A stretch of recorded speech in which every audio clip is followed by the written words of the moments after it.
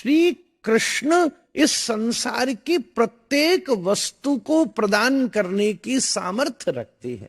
बस एक ही सामर्थ्य नहीं है, वो सामर्थ्य किशोरी जी के पास है, और वो सामर्थ्य है श्री कृष्ण को प्रदान करने।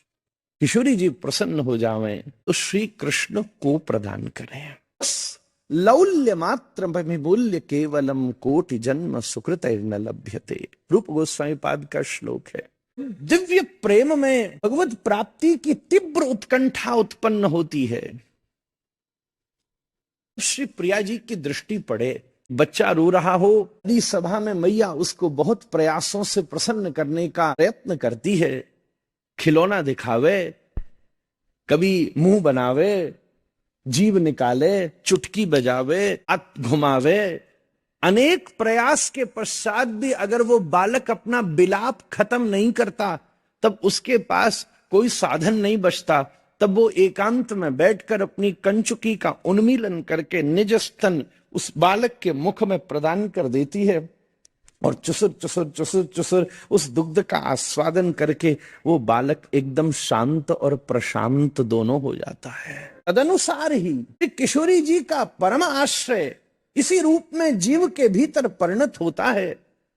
जब कहीं न कहीं संसार में भ्रमण करते समय जीव के भीतर जगत की विभिन्न वस्तुओं को प्राप्त करने के संकल्प और विकल्प उत्पन्न होते हैं, केवल इतना सा ही तो कार्य करना है। जैसे ही चलते चलते किसी साधु से टकरा गया तो संकल्प अभी भी है, बस एक ही परिणति हो गई है कि जगत की जगह जगन्नाथ का हो गया है।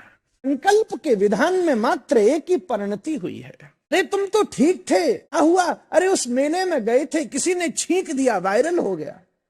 अरे तुम तो ठीक थे, क्या हुआ? अरे वहां गए थे, किसी से छुप गए, उसका कोड हमें भी हो गया। अरे कभी ऐसा क्यों नहीं हुआ कि वृंदावन में गए और किसी प्रेमी से टकरा गए और हृदय में प्रेम हो गया? ऐसा क्यों नहीं? किसी संत के आश्रय में, उसकी वाणी से प्रवाहित रस में ये नेत्र कैसे हैं? चंचल मक्खी की तरह इधर से उधर, इधर से उधर, इधर से उधर भागते रहते हैं। कभी मक्खी भाई शहद पर बैठ जाए तो फंस जाती है, कभी मक्खी जल में बैठ जाए तो उसके पंख भीग जाते हैं, डूब जाती है।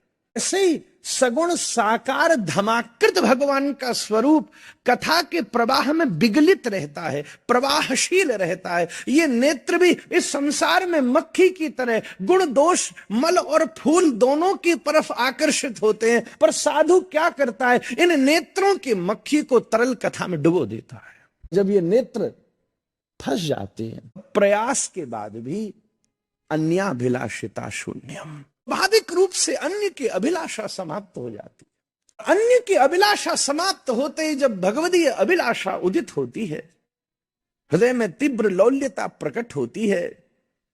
लौल्य मात्रमपि मूल्य केवलम, हे कृष्ण हे माधव हे मधुसूदन हे दामोदर। स्वाभाविक रूप से जीव अंतश्चेतना से भगवान का आवाहन करके प्राण विभ्वल होता है। गायितम निमीषेण चक्षुषा प्राभ्रशायितम शून्यायितम जगत सर्व गोविंद बिहरेण में। प्राण विभ्वला श्री किशोरी जी भी माता की तरह उसे बहुत सारे प्रस्ताव देती हैं, संसार के यश के बड़े बड़े खिलौने दिखाती हैं, बड़ी बड़ी प्रतिष्ठा के बड़े बड़े हाव भाव सामने खड़ी करती हैं। इन साधनों से अगर वो विरहातुर भक्त तृप्त हो जाए तो किशोरी जी का काम बन जाता है, पर अगर इसके बाद भी उस भक्त की लौल्यता समाप्त नहीं होती, तब किशोरी के पास भी कोई साधन नहीं रहता। तब अपनी कृपा की कंचुकी का उन्मीलन करके श्रीमद् भागवत कथा का स्तन मुख में दे देती है।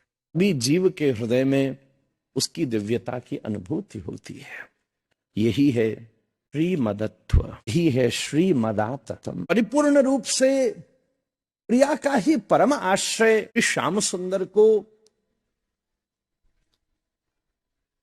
उस दिव्य करुणार्ध तैयार करता है जिससे जीव के भीतर उन्हें प्राप्त करने की उत्कंठा प्रकट हो। इसीलिए विशेषण के साथ प्रयोग करते हुए श्री भगवान व्यास श्रीमद् भागवत के प्रथम श्लोक में शब्द का प्रयोग कर रहे हैं, सत्यम परम धीमहि। उन्माद्यस्य यतोऽन्वयादितरतश्चार्थेषु भिज्ञस्वराट् येने ब्रह्महृदाय आदिकवये मुह्यन्ति यत्सूरय तेजो वारिमृदां यथा विनिमयो यत्र त्रिसर्गो मृषा स्वेन सदा निरस्तकुहकं सत्यं परं धीमहि।